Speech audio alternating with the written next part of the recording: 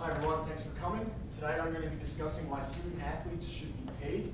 I plan to talk about the role of amateurism in college athletics, why student athletes should be classified as employees, as well as the shortcomings of athletic scholarships and the control of the NCAA. Before I continue, I'd like to show you a brief clip from the documentary titled Schooled.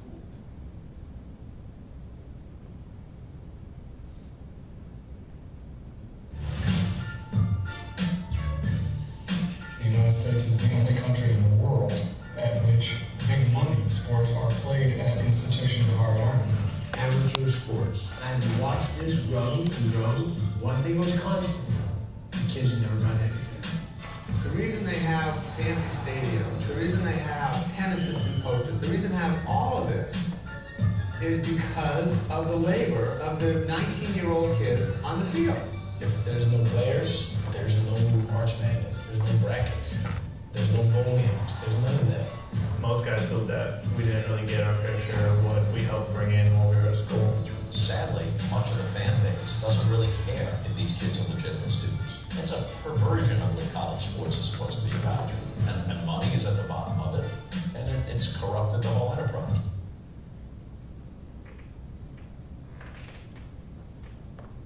As you know, college athletics is big business.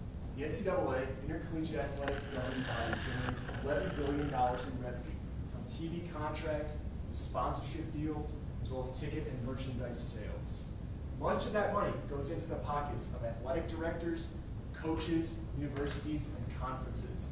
As you can see from the map behind me, in 40 out of the 50 states, the highest paid public official is either a football, basketball, or hockey coach. To put that in another light, in 80% of the states, the highest paid public official is a coach. Ironically, all of this enormous wealth is generated on the backs of unpaid student athletes who receive nothing in return for their labor. It's unethical that these student athletes, who are controlled in so many ways by the NCAA, are labeled as amateurs and denied social autonomy and financial reward. The NCAA was created in 1908 as a way to establish a standard set of rules and address injury concerns in college football. However, nowadays, the role of the NCAA has changed. It's more interested in policing intercollegiate athletics, as well as promoting the notion of amateurism.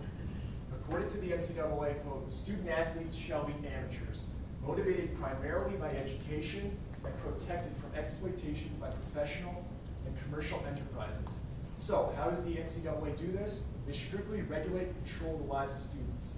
They're told when they can study, what they can and can't major in. They're given curfews. They're told as well they have to give coaches travel itinerary plans when they leave campus.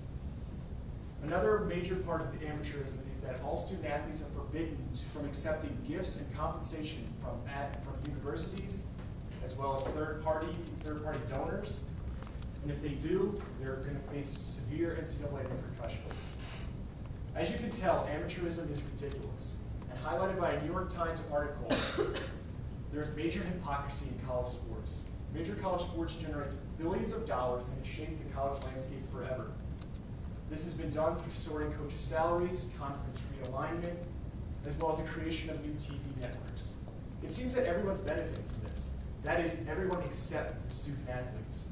According to a CNN opinion piece, quote, student athletes cannot, quote, access the free market for their own promotional and marketing deals, quote, and instead they're forced to live within the current system and continue to fuel the corporate business machine. The term student athlete was not created for educational purposes. It was created so that student athletes could not be classified as employees, and thus they could not sue under workers' compensation laws. This was brought to the forefront in October 1974 when TCU running back Kent Waltrip was injured in a game against Alabama. His injuries were so severe that he lost all feeling and movement below the neck. TCU subsequently paid only 9 months worth of medical bills, and the Waltrip family was instead forced to turn to charity. The Waltrip family subsequently sued for damages and liability. The court finally made a ruling some 26 years later. In June 2000, the courts ruled in favor of the university, claiming that Waltrip was recruited as a student, participating in extracurricular activities, and not as an advocate. This is King Coulter in January 2014. He's the current face and force behind the current movement to get student athletes classified as employees. He's a recent graduate, former quarterback at Northwestern University, who's eager to become a doctor. However, upon enrollment, he was told by academic advisors, as well as coaches, that he had to switch to a less demanding major due to football commitments. He had to deal with student summer schedule restrictions, as well as he has unpaid medical bills due to injury.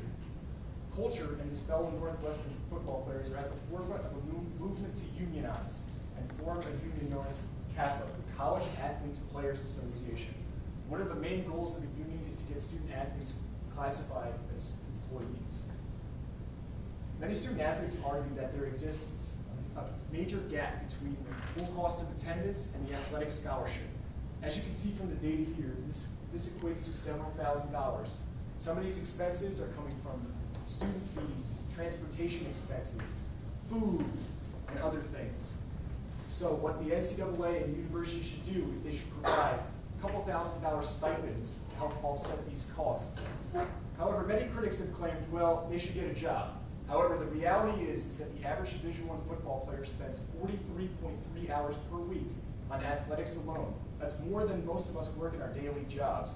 So the opportunity for them to work and for them to support themselves financially is really unrealistic. This is Shabazz Napier, star guard of the recent UConn men's team that won the national championship.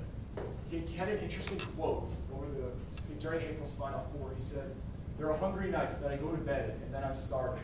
You may ask yourself, why is this?